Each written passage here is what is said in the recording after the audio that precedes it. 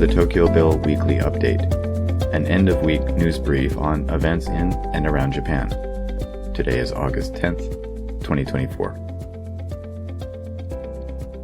In fiscal year 2023, 30% of male employees in Japan took paternity leave, a significant rise from 17% the previous year.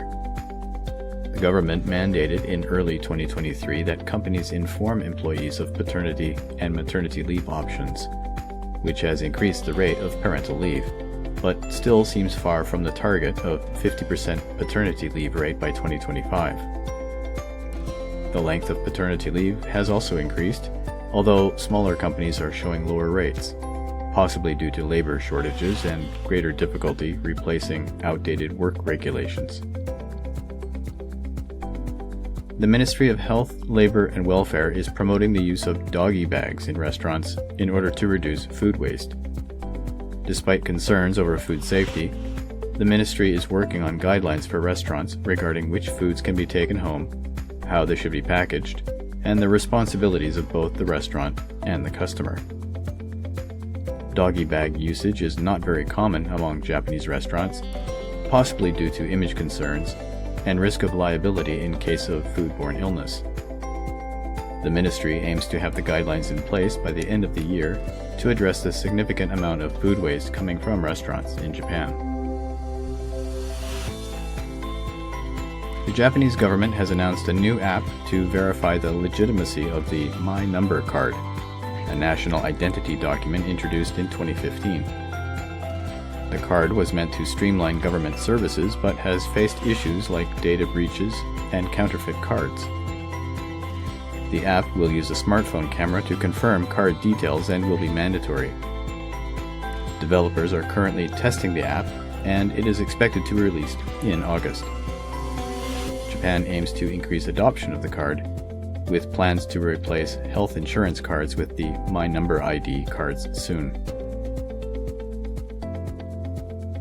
Japanese firms are increasing efforts to introduce autonomous vehicles at Tokyo's Haneda Airport and nearby areas. In Haneda Innovation City, so-called Level 4 self-driving buses will transport passengers within the complex for free. The project involves Boldly Incorporated and Kajima Corporation, aiming to connect the complex and airport with autonomous vehicles by 2026. Japan's labor shortage in transportation is a driving force behind the adoption of self-driving vehicles. ANA and Toyota Industries also tested a Level 4 towing vehicle at Haneda, planning to implement it by 2025, following safety and operational checks. People from Japan and Australia recently gathered to commemorate the 80th anniversary of a mass breakout by Japanese prisoners of war during the Pacific War. Over 1,100 Japanese POWs attempted to escape from their camp in Cowra, Australia, in 1944, resulting in the deaths of 231 soldiers. The memorial ceremony included a reenactment of the escape and a visit to the cemetery where the soldiers are buried, with around 300 attendees paying their respects. A new legal reform in Japan will introduce joint custody for divorcing couples by 2026, transitioning from the long-standing sole parental custody system. The aim is to promote shared responsibility for child-raising costs, enhanced parent-child relationships, and align with international norms. However, concerns have been raised about potential risks such as domestic violence and increased court caseloads. A recent public survey showed varied opinions on joint custody, with some emphasizing the benefits of children receiving love from both parents, and over half of respondents unaware of the upcoming legal change. To effectively implement joint parental custody, it would appear the government needs to address child abuse issues and establish support mechanisms. Hiroshima commemorated the 79th anniversary of the atomic bombing, emphasizing the need for global leaders to move away from nuclear deterrence. Hiroshima Mayor Kazumi Matsui highlighted the importance of dialogue in resolving conflicts and promoting trust through exchange. Prime Minister Kishida cautioned that the progress towards a nuclear-free world is at risk of reversal. The ceremony drew 50,000 attendees, a moment of silence taking place at 8:15 a.m., the time of the detonation of the Fat Man nuclear bomb. Survivors shared their experience at the Peace Memorial Park, underscoring the urgency of eliminating nuclear weapons, with United Nations Secretary-General Guterres calling for a global condemnation of nuclear saber-rattling by some countries. Japan's defense minister visited Cambodia this week to discuss cooperation on defense issues. Japan is concerned about Beijing's aggressive maritime activities and is seeking to counter its influence in the region. Minoru Kihara held talks with Cambodian officials, agreeing to promote cooperation in areas such as military training and disaster rescue operations. Japan has been strengthening defense ties with Cambodia and Vietnam, both strategically important countries. However, Cambodia's decision to build a China-backed canal has raised concerns about Chinese influence in the region, particularly in terms of military presence. Cambodia insists it maintains a neutral defense posture. Belarusian sprinter Kristina Tsimanotskaya fled the Tokyo Olympics in 2021 due to threats from her country's authorities and has now become a Polish citizen. She faced a social media backlash during the Games for criticizing her coaches, resulting in her forced repatriation attempt to Belarus, where she expected reprisal from the newly elected Lukashenko regime. Seeking refuge in the Polish embassy, she eventually moved to Poland and has since received citizenship. Despite online threats as well as health and security issues, Tsimanotskaya is now competing at the Paris Olympics, representing Poland in the 200-meter heats, a symbol of resilience and freedom. In July, over 120 people died from heat stroke in the Tokyo metropolitan area due to record-high temperatures, the July average being the hottest on record. Most of the victims were elderly and were found dead indoors with no air conditioning in use. Despite warnings from health authorities and forecasters, many people avoid using air conditioning. The number of heat stroke deaths in Tokyo was the highest since 2018. Over 37,000 people were treated for heat stroke across Japan in July. Heat stroke warnings remain in place, and further hot weather predicted for August. The Saitama Prefectural Police have established Japan's first online volunteer group, the Foreign Residents Cyber Volunteer, or FRCV, comprised of non-Japanese to address issues like visa overstays and crimes committed by foreign nationals. The FRCV monitors social media platforms for illegal activities, particularly on Facebook, where discussions and facilitation of illegal activities often take place. Vietnamese visa overstayers use code words like bo doi to communicate and engage in activities like selling forged documents and subletting houses. The group, initially consisting of 20 students from Japanese language schools, aims to expand and offer support in more languages to create a safer environment for the broader law-abiding community. A Japanese court ordered an archer bound for the Paris Paralympics to pay damages for defamatory comments posted on a fellow athlete's blog during qualification for the Tokyo Games.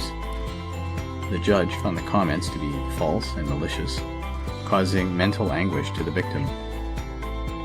The offender, Chika Shigesada, intends to appeal the ruling, while the victim, Asako Onodera, welcomed the decision.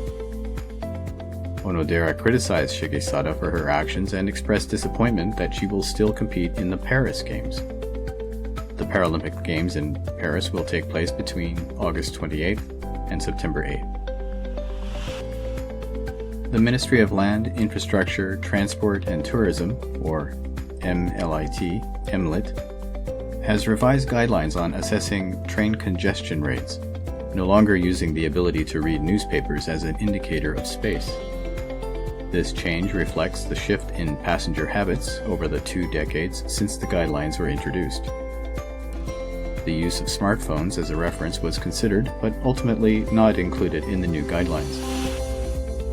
The focus is now on physical space and the feeling of pressure due to crowding. The government has recently been making efforts to eliminate outdated regulations, including successfully eliminating hundreds of floppy disk usage regulations for government business. Japanese whalers have resumed hunting fin whales, recently catching one off the coast of Japan for the first time in several years, with a catch quota of 59 for this year. Fin whales are classified as vulnerable and face risk of extinction. Japan had withdrawn from the International Whaling Commission due to frustration with a moratorium on commercial hunting, but resumed hunting in 2019 within its territorial waters. Environmental activists strongly condemn the practice, while Japan argues that its actions are based on scientific research, showing a healthy population of fin whales in the North Pacific. Related to this week's remembrance ceremonies of the atomic bombings of Hiroshima and Nagasaki, a 16-year-old high schooler in Hiroshima has translated a book written by a Hiroshima atomic bomb survivor into English. Yuto Matsumae had developed his English skills while living abroad in Thailand and Singapore, later returning to Hiroshima. A library staffer at his high school, doing a research project on A-bomb survivors, invited Yuto to work on a translation of a book by survivor Seigo Nishioka, titled Shounen Jusansai no Genbaku Haikinki, or A 13-Year-Old Boy's Recollection of the Atomic Bomb. Seigo Nishioka was exposed to the first atomic bomb attack in 1945, losing many of his classmates in the bombing, and releasing his drawings and writings about his experiences just last year. Yuto's English translation of the book is now available on Amazon Japan. 2 art museums in Shikoku, Japan are investigating possible forgeries in their collections. The Tokushima Modern Art Museum is looking into an oil painting attributed to French painter Jean Metzinger, purchased in 1999 for 67.2 million yen. Information has emerged suggesting it may be a fake by famed counterfeiter Wolfgang Beltracchi. Similarly, the Museum of Art in Kochi is examining a painting by German artist Heinrich Kampendorf, also suspected to be a Beltracchi forgery. Both museums are conducting thorough investigations to verify the authenticity of these artworks and plan to announce their findings soon. Professor Ippei Maruyama and his team at the University of Tokyo have developed a device to measure fixed carbon dioxide in cementitious materials such as concrete. The device heats concrete specimens to measure CO2 accurately without the need for crushing, and has the potential for wide use in the concrete industry. This new method aims to address the time-consuming and labor-intensive process of evaluating carbon neutrality. With global cement production responsible for emitting 4.5 billion tons of CO2 annually, this device will be crucial in implementing carbon taxes and emission trading. A 7.1 magnitude earthquake struck southwestern Japan Thursday afternoon, prompting tsunami advisories along the Pacific coast. The Japan Meteorological Agency issued an alert for a potential megaquake along the Nankai Trough, leading to safety measures like reduced railway speeds and flight cancellations. The quake caused injuries and damage to some buildings in Miyazaki Prefecture, along with tsunami waves reaching 50 centimeters reported, but no abnormalities reported at nearby nuclear power plants. Significant aftershocks are predicted for about a week. JR East is expecting to reinstate unrestricted Suica card sales this fall after a global semiconductor shortage led to a suspension last year. Suica is a popular prepaid card for using JR East trains and is widely accepted for electronic payments in Japan. While sales were limited during the suspension, they continued for children, people with disabilities, and foreign tourists. JR East plans to expand the availability of welcome Suica cards and to offer Suica cards without restrictions. This news is a positive development for travelers in Japan, as Suica has proved to be a convenient and efficient payment method.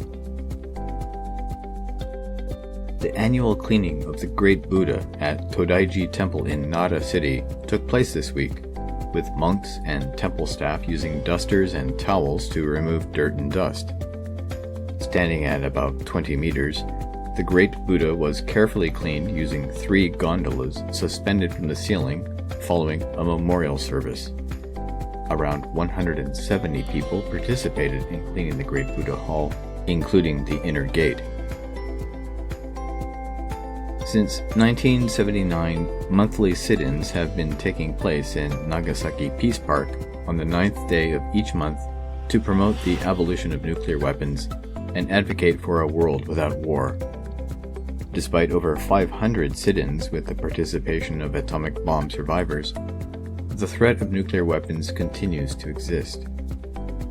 The sit-ins originally began in response to Japan's first nuclear-powered ship, the Mutsu, and have evolved into a constant reminder of the devastation caused by the atomic bombing.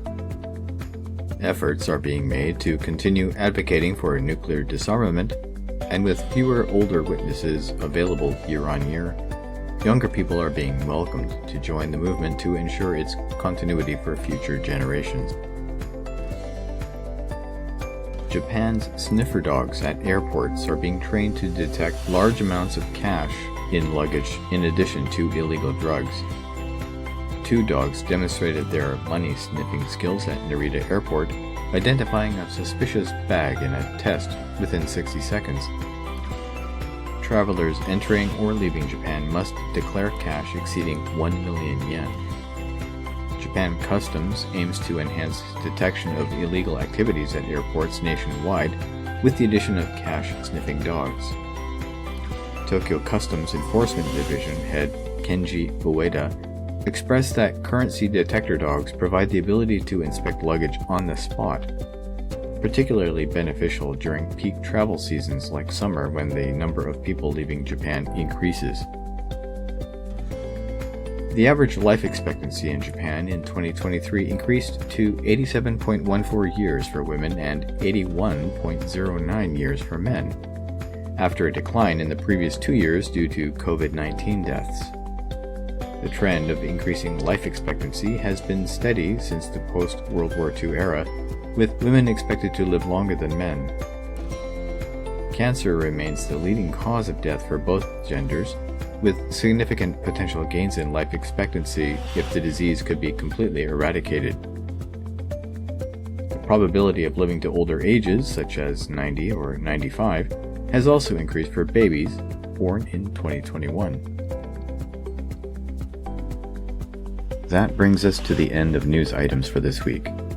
These stories and more you can read at theTokyoBill.com. I've been, and remain, Tokyo Bill. Thank you for listening, and take care.